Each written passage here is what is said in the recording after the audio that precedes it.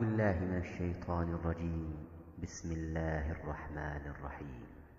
الحمد لله رب العالمين الرحمن الرحيم مالك يوم الدين إياك نعبد وإياك نستعين اهدنا الصراط المستقيم صراط الذين أنعمت عليهم غير المغضوب عليهم ولا الضالين.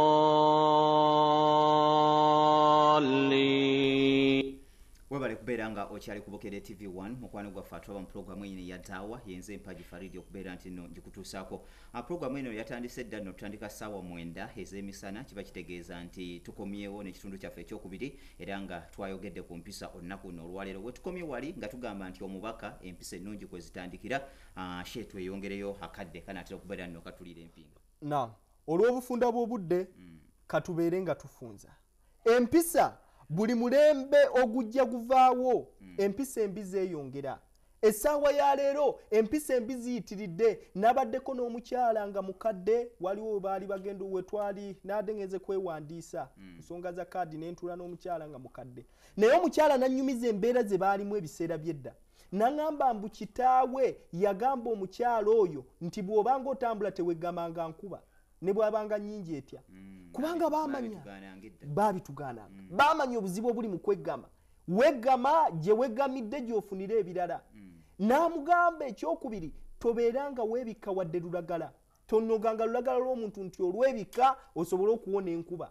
N'amugamba ekyokusatu, maama we nti toteekanga bbaafu mu ttaka ng'oyoza. Ebbaafu eyo bw'oba oyoza teekangawo obuntu wansi. Omukyala ali mu myaka 7 naye yaŋŋambye tayoza nkonge ebbaafu eri muki eri mu ttaka. Naye kati embeera ekyuse, enjogera abantu gye bayina, otambula n'omuntu n'ayogera ebigambo n'obanga toyina kyotegeddemu. Mwana kyali wange kabongeko tunaasulayo eri oyinamu so 5 nja kwekoonayo nga toyina kyotegedde. Yenjogera kati lulimi lw'abayaayi era lwe luliwo, naye ng'edda tebyaliwo. Edda abantu baasoosowazanga Oluganda, naye weebuuze bonna baalagawa, weebuuze Muwenda Mutebi yalagawa, ayogeranga Oluganda buli omu n'awuliriza.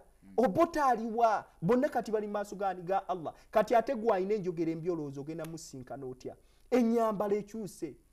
Naye nga Nabbi sallallahu alayhi wasallam Allah yabeera nga amugamba mu hadithi al-Qudus, n'amugamba sunifani min ahli nar, ebibinja bibiri bigenda kubeera nga biyingira omuliro. Naye n'amugamba lam arahuma, naye mwana wattu ebibinja ebyo tokoze eki? Gwe Nabbi tofunye kachansi kabeera nga kabirabako. N'amugamba qaumun mahum siyatun, wagenda kujja ekibinja nga bayina emiggo, nga bayina embuukuli ka adhnabil bakara, ng'embuukuli ezo zisaana kubeera nga zikuba nte, yadribuna biha nnasa, naye nga bazikubisa bantu.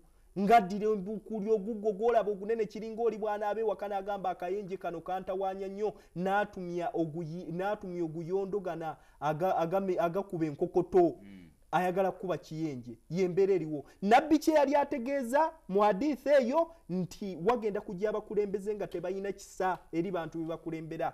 Oli n'abeera enjogera zatandika dda okujja for God and my stomach, ku lwa Katonda n'olubuto lwange. Oli embeera ne zijja n'agamba nze abange bwe baba bali bulungi abalala tonnyumiza. Ekyo kibinja kisooka Nabbi kye baamutegeezera nga gwe mulembe gwe tulimu. N'amugamba ekibinja ekyokubiri nisaun, wagenda kujja abakyala kasiyatun nga bambazi. Era omukyala nga yakugamba wano nyambadde $5,000,000, naye agamba ariyatun, naye nga bambadde bwereere. Agamba nti nno mailatun, tebajja koma kubeera nga bambala bwereere nga batambula mulembe. Fashion show. Ne batambula, oli n'atambula kati lunaku lwa 8. Olaba muntu kutambula ng'atambula lunaku lwa 8 ng'ali mu kutambula 8 lunaku lwa 2, ate ku lwokusatu ajja kutambula 5. N'agenda maaso n'amugamba muno mumilatun, bajja kubeera nga abakyala abo n'abali ewaka babeebuuzaako nga babagamba kati nnyumye, amugamba ako koyambadde kagenda bakuba. Ennaku zino abasajja basirikidde ebyama, naye abasajja bangi bataasa entalo. Asifa yalwanye ne maama we, Asifa ali mu pittu yalwanye ne nnyina, balwanira sikaati. Mami yayambadde sikaati yange teyajozezza, naye nga mwana ali mu pittu ayambala ne nnyina. La ilaha illallah. yembeera kati gye tutuuseemu n'osanga omwana ow'obuwala n'agenda ayambala kasikaati buno obumpi bakayita ka leather nga konna kalaga ebisambi n'asooka akubamu ekigatto nga nakyo kya leather kiwanvu kirina olugoye kikoma eno waggulu n'asooka addira emimwa n'agikubako lipusitiiki n'addira amaaso n'abeera ng'agakubako bikalaamu bingi nnyo ebiddugavu yenna n'atambula mu kkubo wallahi n'atunula nga galubindi n'abanga ejjinni n'omutuukako omwana ow'obuwala nga tokyamutegeera nga yenna embeera gy'alimu tetegeerekeka naye ebyo byonna Allah yabireeta ng'agaana abantu temukola kino ng'ayagala tubeere nga tukuuma ekitiibwa kyaki ekitiibwa ky'omukyala n'akugamba ayambala bw'oti bameka abaali balabye ayambadde shariya nga bamusiiya beebo n'agenda hadithi n'egenda maaso n'egamba ruusuhunna emitwe gy'abo abaana ab'obuwala mu mulembe ogwo ka asinimatil bukhtil ma'ila bagenda kubanga amabango g'eŋŋamiya nga oli asiba oguviiri nga gusinga n'omutwe obunene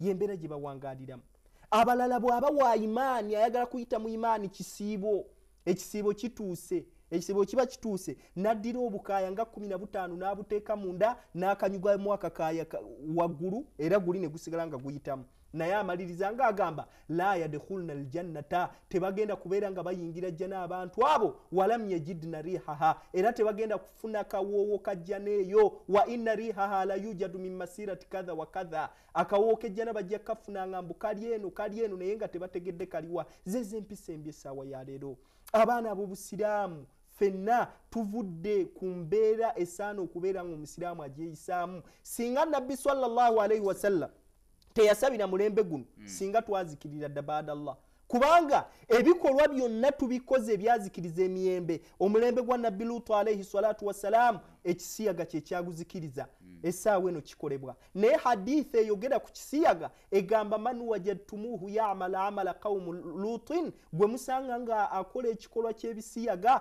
faqtulu alfa'ilu walmaf'ulu bihi mutakikoze ne gwe bakikozeeko battibwe naye ennaku zino baagala nakitongoza mu Uganda era oli avaayo n'abeera ng'agamba mbuno njagala kuyombesa mukulembeze w'eggwanga yaganye ekisiyaga Sheikh omulembe omulala naam ogambye nti bye byakolwa ku mirembe gye gyasikiriza ffe tukyabikola naye Allah yatusonyiwa okuba nti natuzikiriza omulundi ogumu omulembe ogwokubiri mulembe gwa nabbi Shuaibu bapimanga ebintu ne batabituusa minzaani naddira akakebe akalobo mwapimira n'akakuba wansi ne kajjamu ekintu n'akakoonakona n'alimba amanda ga sente zino ne gatabaga ekyo nakyo tukikola essaawa eno omulembe gw'okulimba abantu bayitiriza okulimba ne bateekawo n'olunaku lulamba mbu lunaku lwakulimba oli n'akusanga n'akulimba waliwo omukazi yali afudde wano jjo oli yajja mu lunaku lwakulimba n'amugamba maama we afudde batugamba otalimba tokula Sheikh tumalirize mu kigambo kimu ng'osiibula abeezana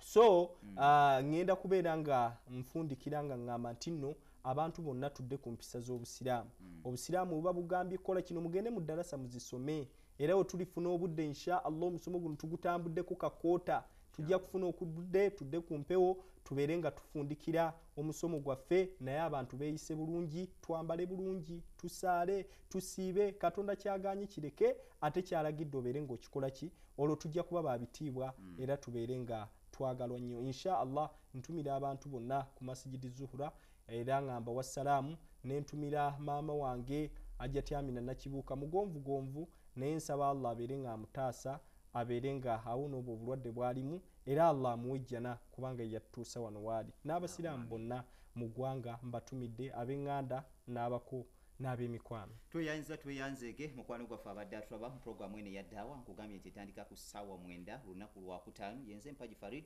aneebaza nnyo muganda yange Nurdin Ntege okubeera nti naateekateeka programu eno n'ekutuukako temuva ku Bukedde TV1 TV yamu. أعوذ بالله من الشيطان الرجيم بسم الله الرحمن الرحيم الحمد لله رب العالمين الرحمن الرحيم مالك يوم الدين إياك نعبد وإياك نستعين اهدنا الصراط المستقيم صراط الذين أنعمت عليهم غير المغضوب عليهم ولا الضالين.